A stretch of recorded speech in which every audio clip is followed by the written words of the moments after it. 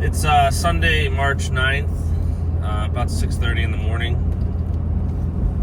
I am about halfway to Middlebury. I'm going to Coachman. So I did end up getting a load for this weekend. I wasn't going to because I already had my 4 loads. But I think I explained in my other video that I wanted to take advantage of being able to work today, because it's just week to week is kind of hard for me to know how many loads I'm going to be able to put in, just because of like my babysitter situation and stuff. So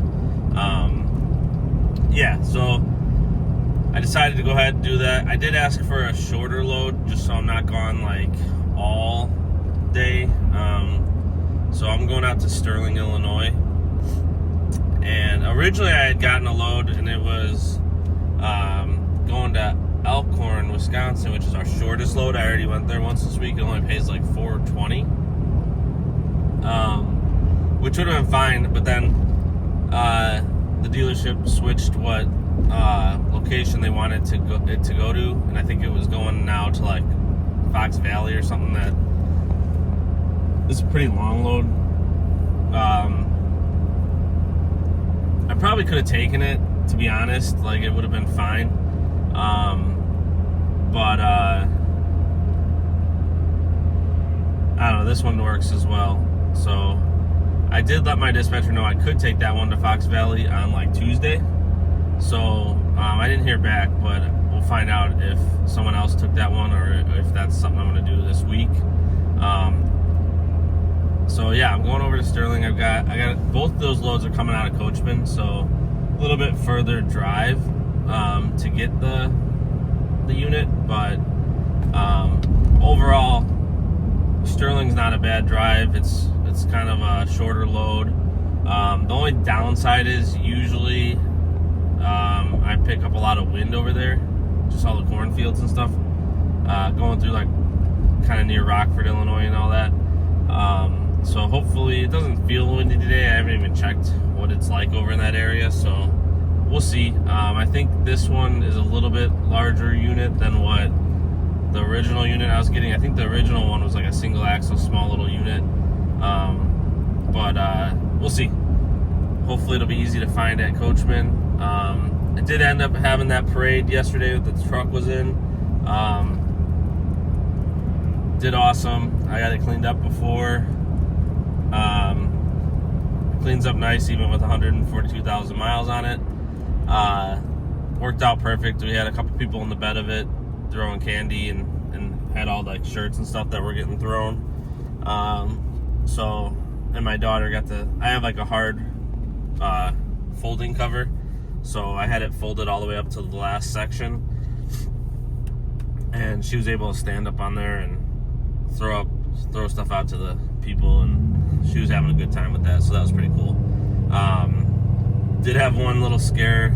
There was like a roller skate team in front of us in the parade, and they were skating around, throwing stuff out and this and that, and the one fell right next to my front tire as I was driving, and it was close to her like being up underneath my truck, so I slammed on the brakes, and I was nervous the whole time because they were just like flying around back and forth, and so I was watching them, and then obviously got to watch all the kids that are running out for candy and stuff like that.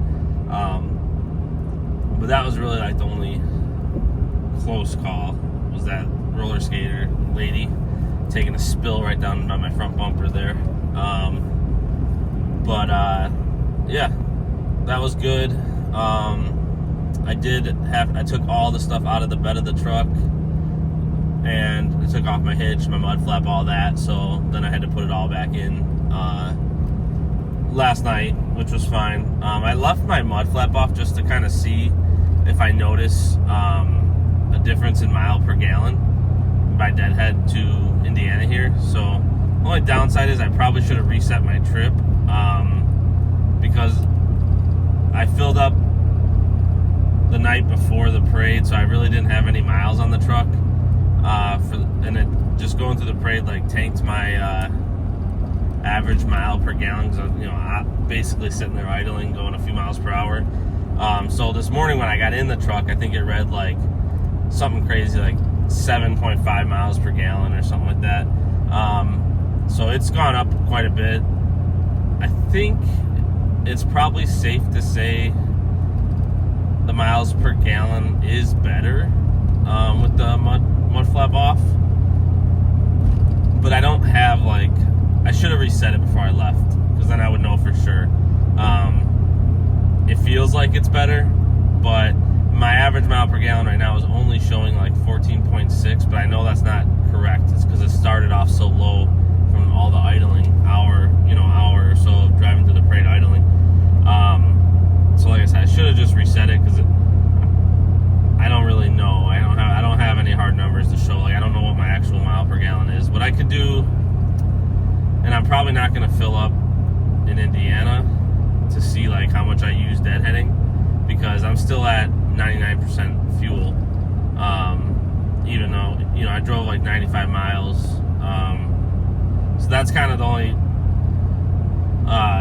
information I have to go off of, is usually deadheading. Even if I start at 100, by the time I get to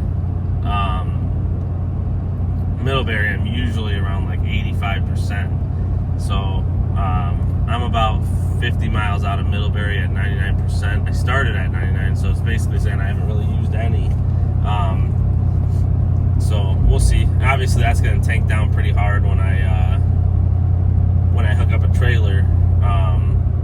I know that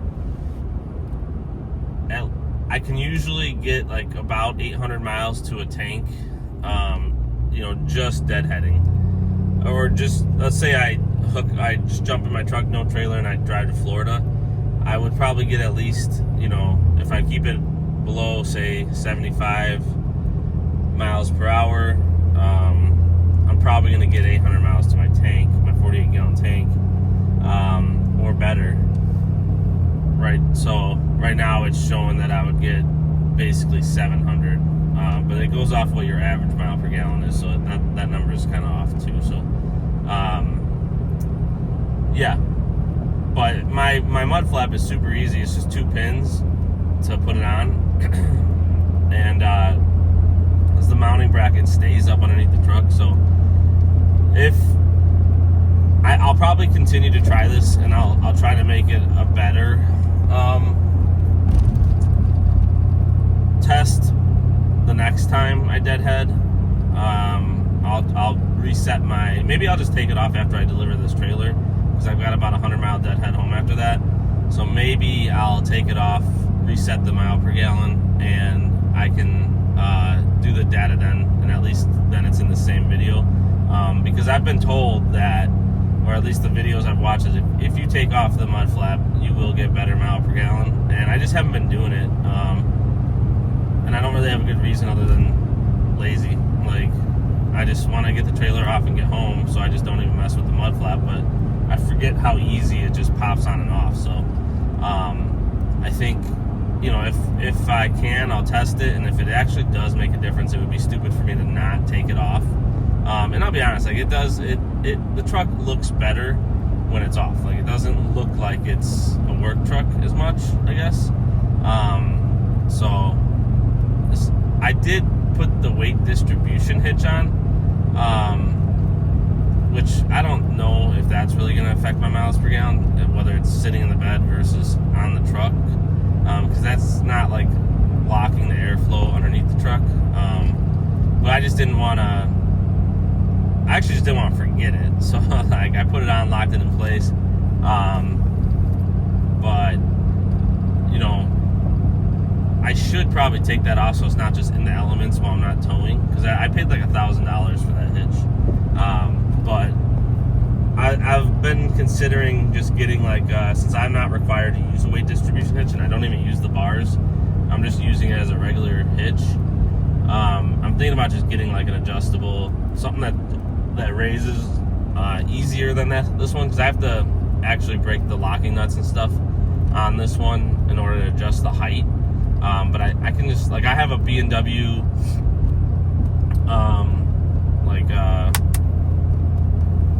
hideaway hitch kind of thing, where it tucks up underneath the truck so that you don't hit your shins on it and stuff.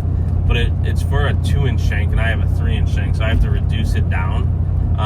So I think I'm just gonna order one of those eventually, not right now, with a 3-inch, and then I'll sell the one I have, and then I can just, that one you just basically pull 3 pins and raise and lower, and you put it back together. The only thing I don't like about that is you do have like a little bit of play, since it's just like pins with clips.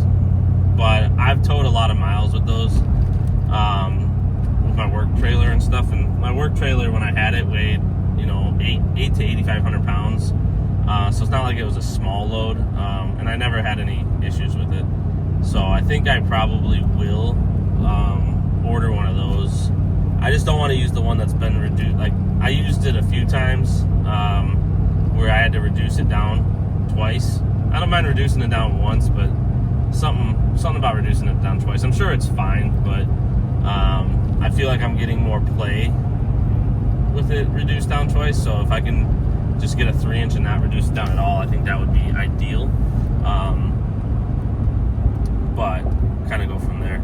The other thing I'm having an issue with is my 5th wheel hitch.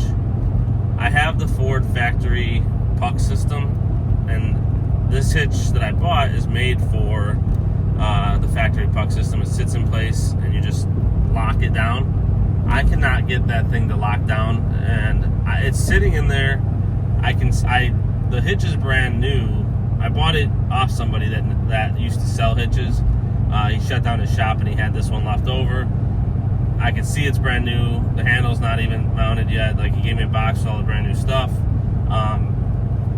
But I cannot get that thing to lock into my truck right. It's sitting in place and it feels right, but it is not locking into the puck system.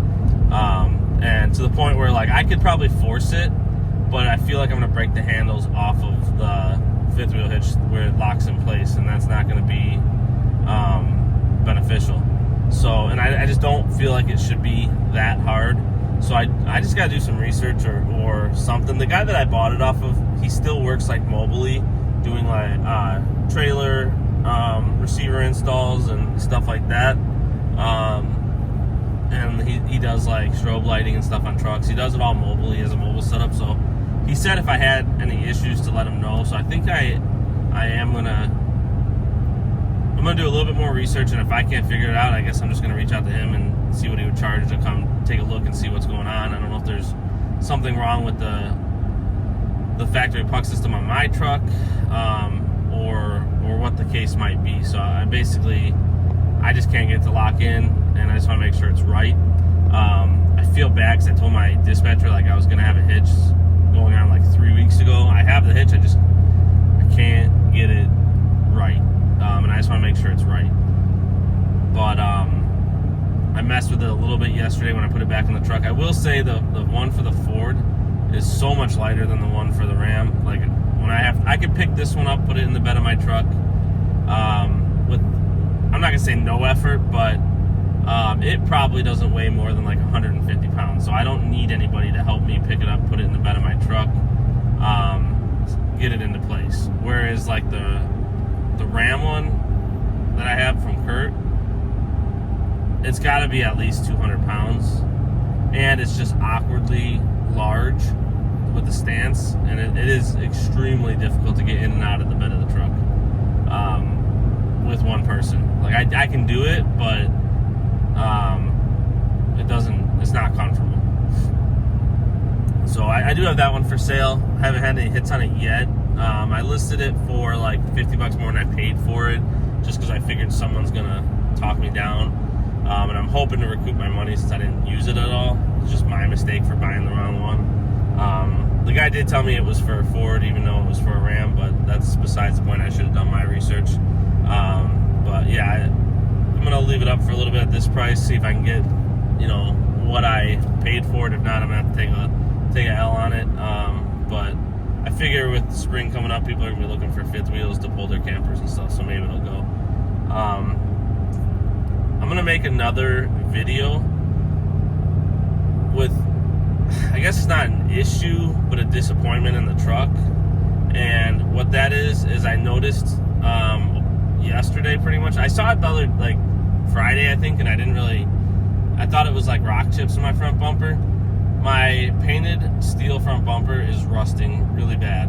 And I don't know how this happened, because there were no signs of it when I bought the truck. There were no signs of it a week ago. But today, there is probably 20 spots of rust on that front bumper. And I don't understand how it happens so fast. I keep the truck washed. I mean, obviously at this point it's 2019, so it's 6 years old, but I figured the technology now was better, because I know I've never really had a painted steel front bumper that I can remember. It's always been chrome. I think on my Ram 5th Gen 1500 Eco Diesel that I had, I think that was a plastic front bumper. And I only had that truck for like 45,000 miles, and it was fine. I had a painted Silverado bumper on a 1500 Silverado I had. I think that was a 2017. It was black. I don't know if that bumper was steel. I think that bumper was plastic as well. But that one, like, the paint was terrible from GM, and there were a million chips on that truck after about 40,000 miles. But obviously this truck's 2019, so it's 6 years old now. Has 143,000 miles about. I knew steel bumpers were known, the painted steel bumpers were known for rusting. I guess I just thought the technology was better now. Because I know my father-in-law had a Tahoe back in the day. He bought brand new in like 2006. And he had like non-stop issues with those painted steel front bumpers and rear bumper. Where they would rust, he would get it sanded, painted, and then it would rust again. Like I said, I just kind of figured the technology was better, so I don't know what to do about this.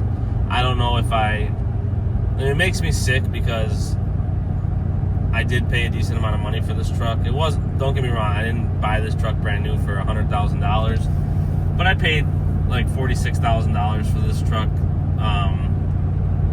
less than 4 months ago, and the bumper is rusting. So I'm pretty disappointed in that.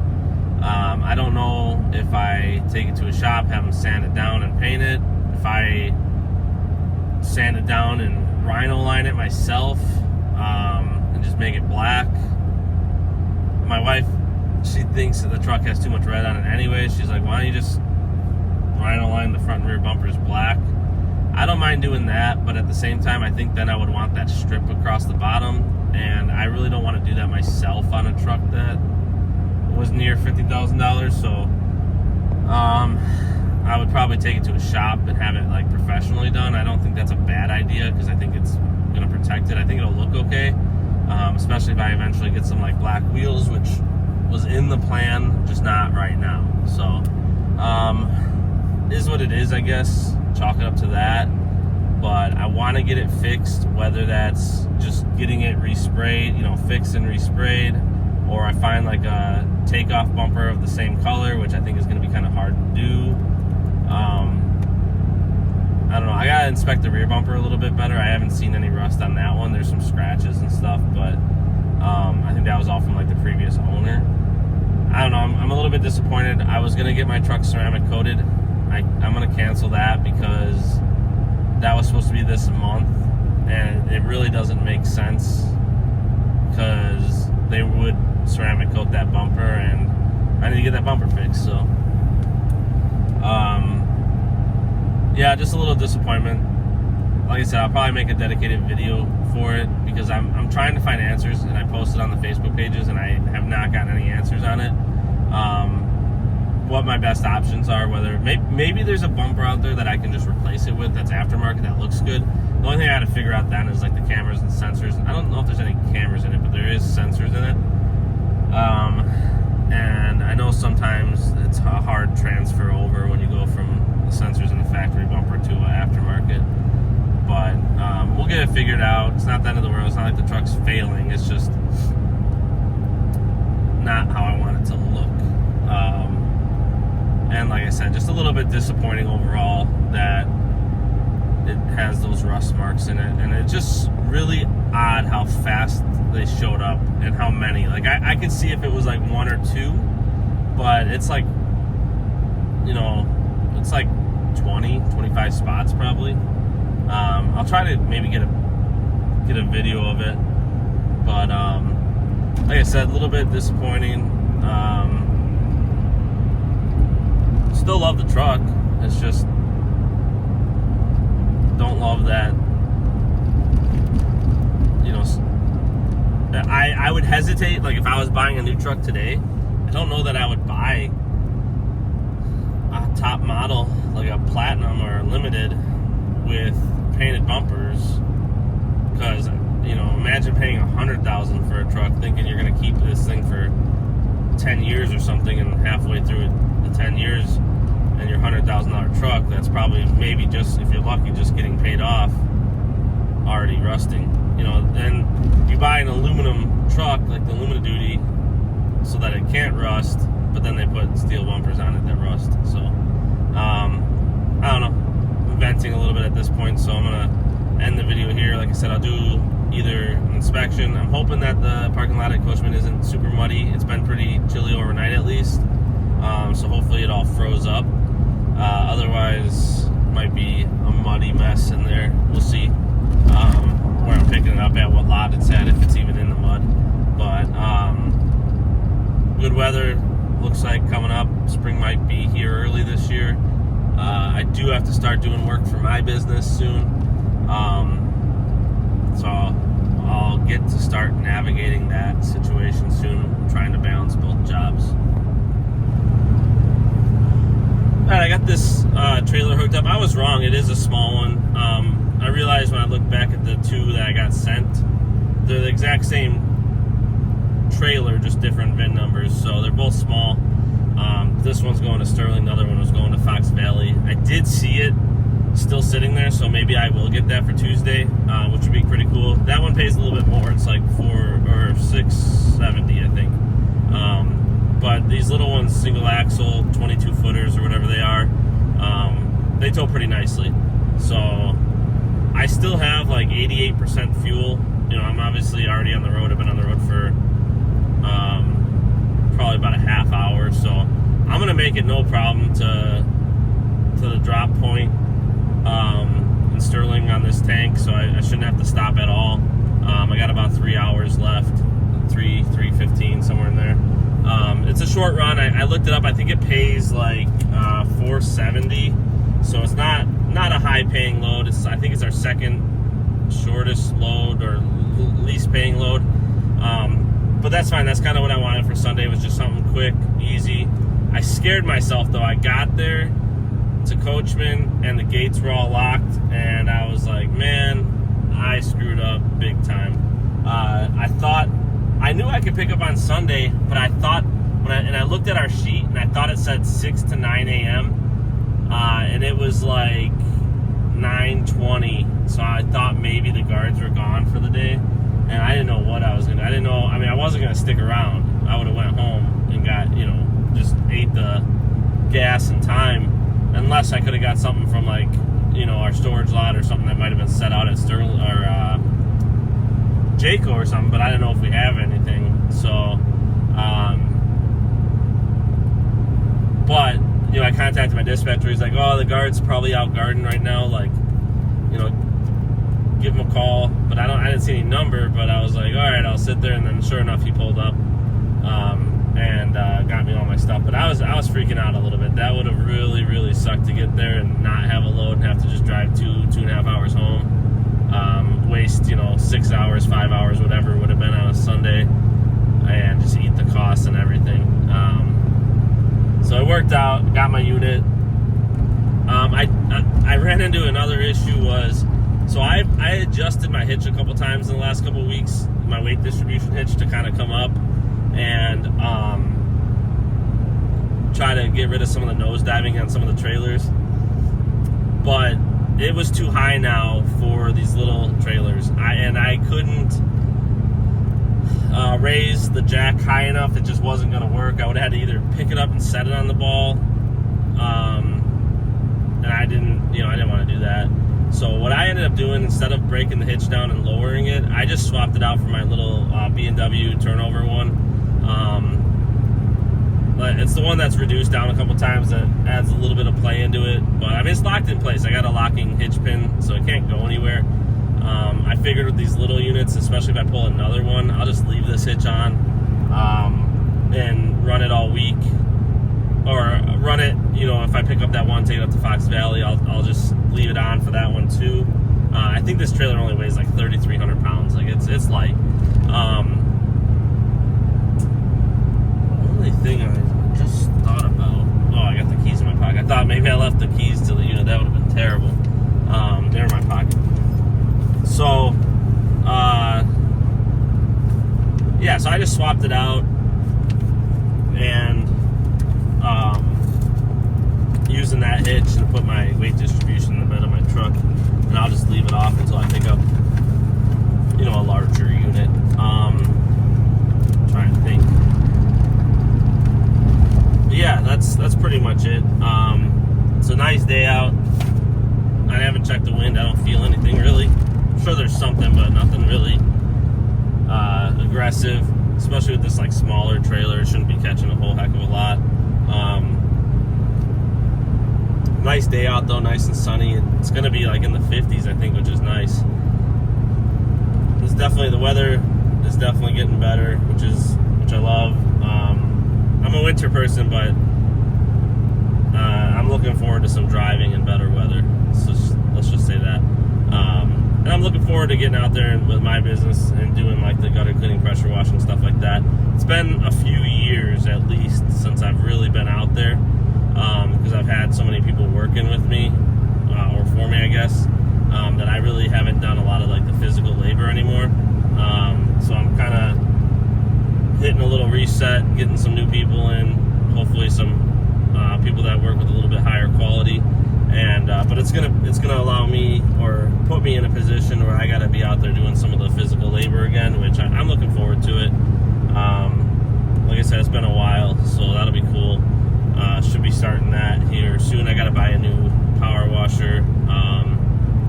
So yeah, figure that out here. I gotta have it by like the end of the month. Other than that, that's pretty much all I got for this video. I did know there was 2 other transporters there, so even though it's Sunday, you know, there's 2 more guys hooking up to trailers. Looked like they were all pulling small ones like I am, so maybe there's a little push to get those out.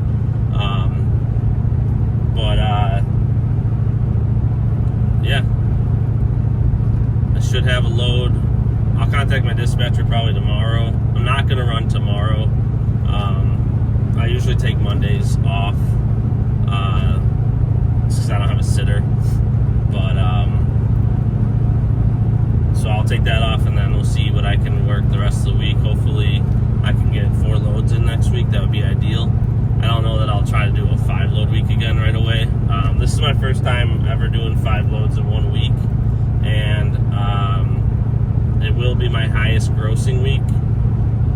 So I will do the numbers video. I got to figure out tolls, gas, all that, and I'll go over the numbers. It'll be interesting to see, adding in this 5th load, how that affects everything overall. I already know what my gross is, and I will say it's not, you know, amazing, because I did run like 3 short loads this week and only 2, you know, medium loads. So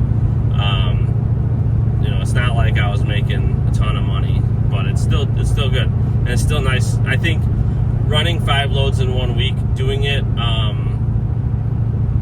with shorter loads is kind of nice, since I haven't ran a 5 load week where I work those 5 days. I think if I tried to push and do like a bunch of long ones, it'd be a lot more exhausting, because I would be physically putting in a lot more hours driving, versus like today I didn't leave my house till like 6:30 maybe, somewhere in there, 6:30, and I think I'm gonna be back by like, I don't know, 3:30.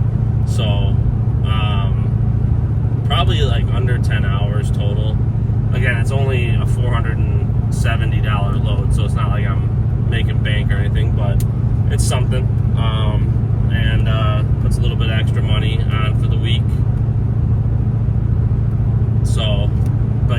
said, it kind of doing 5 the first time with shorter loads is probably good because it's not a ton of hours. Like, you definitely, when you run like an 8 to 10 hour day, is a lot easier than a 12-hour day. Like, I don't know, that extra couple hours really seems to add up and take a little bit of, at least on me, I feel a lot more exhausted when I run like a long load, especially like if I've already ran 2 days straight like other loads. You get that 3rd or 4th day with a long load, it's pretty exhausting. Like, it doesn't seem like it should be because you're just driving, but it does, I would say, at least to me. Some people may not feel that way, but I get tired by the end of the week when I've ran for 40 plus hours. But let me know in the comments what you think of, like, you know, I'm probably unique in running these shorter loads. I don't see a lot of RV transporters doing that, so there may not be anybody that can post on that. But, you know, I guess for the guys that, I guess you can comment even if you just do like longer loads. If you try to run like back-to-back loads in a week that are longer and you're just running a significant amount of days in a row, how does that affect you? I will say I have gotten better at it. Like, it's easier to drive more now. But yeah, we'll do a video later. All right, I got that trailer dropped off over in Sterling, Illinois. Really busy in there. Seems like, I don't know if they just had them stacked up in the aisle there or if there's been people dropping in there today and yesterday, but I barely could find room to drop the trailer. I guess I shouldn't say I couldn't find room. There's plenty of room in the parking lot. It was just getting to the parking lot, like the main entrance there. Trailers were just kind of dropped all over, and it was kind of tight getting in there. Like, I had maybe like 3 inches of space on each side of the trailer trying to navigate through there. So I think if whoever dropped those, whether it was the dealer or transporter, I think that, you know, if people would have thought a little bit more about how they were dropping the trailers, you know, we could have had more room for everybody else. So hope, you know, I pulled mine to the other side of the lot and dropped it kind of by itself, so not contributing to the issue. Hopefully, because I know the dealership, if that was transporters that dropped all those there, dealerships could probably be a little bit upset. Yeah, so I got that dropped. I was a little bit nervous because I couldn't find the key to my lock, but I found it. So I thought I lost it, and then I'd have no way to cut that off with me. I used to keep bolt cutters in my truck. I should probably put them back in here just in case I ever do lose that key, because otherwise I would have been, I guess I could have just left up my hitch, but I don't know, I probably would have been going to the store to try to get a Sawzall or something to cut it with, their bolt cutters. Other than that, it went well. Got good fuel mileage. The last like hour I dealt with the wind again. It wasn't terrible, but it was like a 20 to 30 mile an hour gust, and my gas mileage did start to tank. It always does when I'm going out that way. Get by like Rockford, Illinois and stuff like that, and you start getting wind. But overall it wasn't too bad.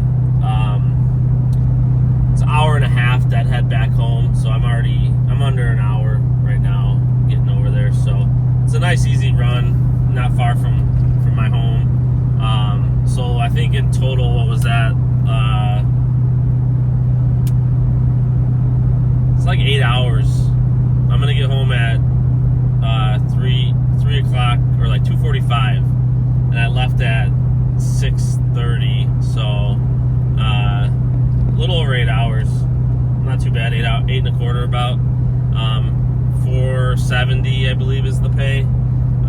Like I said, I think it's the second shortest run that we do. So it's not like a high dollar paying load, but to toss it on for a 5th load of the week, and still be home before 3 p.m. on Sunday. And I didn't even really leave out that early. I kind of slept in, to be honest. We had that time change kind of mess me up, and then had a busy day yesterday with the parade and then like an after party and stuff like that, and I just had kind of a long day. I was tired, so I didn't get up when I wanted to. I think I set my alarm for 5 a.m. and I didn't get out of bed till like 5:45. So definitely slept a little bit extra there. Nice day out though. I'm still contemplating the window tint. Like I'm definitely gonna do it. I just don't know if I'm gonna do side only or if I'm gonna try get something on that windshield, because I don't know. I'm hot. Like I took my, it's only 55 degrees out, but I've got the AC on, to be honest, and in my t-shirt. Like the sun just pounding in through these windows is it's making it warm in here. Probably having black leather interior doesn't help with that. But I've got my sunroof shade closed so that there's no sun coming in there. That is tinted, so you probably could have it open and actually might make it cooler. Maybe I'll try that because the glass up there might, resonate some cold air down. I don't know. But I gotta I still have to get my seat fixed. I haven't had time to go do that, so I still gotta get that stitching fixed. And then now I'm gonna figure out what the heck I'm gonna do about this front bumper before I worry about the window tint, probably. Like I said, I canceled the ceramic coating. It really doesn't make sense to do that, with a bumper that needs to be repaired. So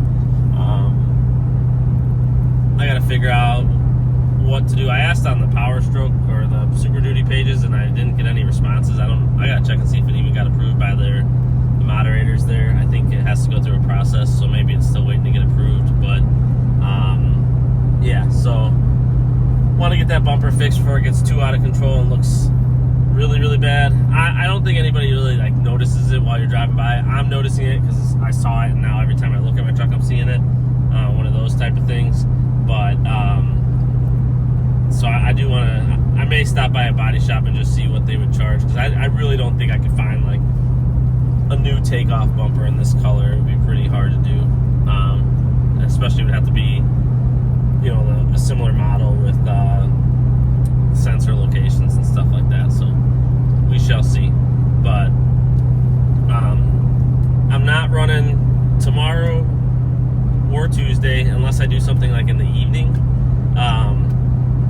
I'm contemplating on whether or not I want to maybe run down Monday evening, grab a trailer, then go Tuesday evening, deliver it, and then a normal, semi-normal Wednesday, Thursday, Friday schedule. So we'll see how that works out.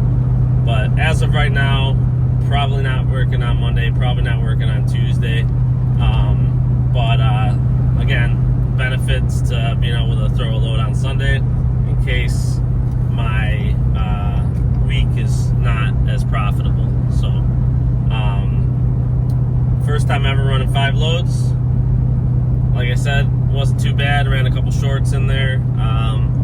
Wouldn't mind in the future pushing some longer loads, just because obviously you would gross higher and net higher, hopefully.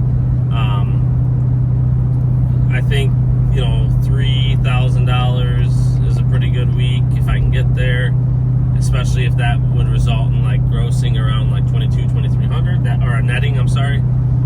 That would be pretty nice. But we'll see. It's probably going to be a little bit.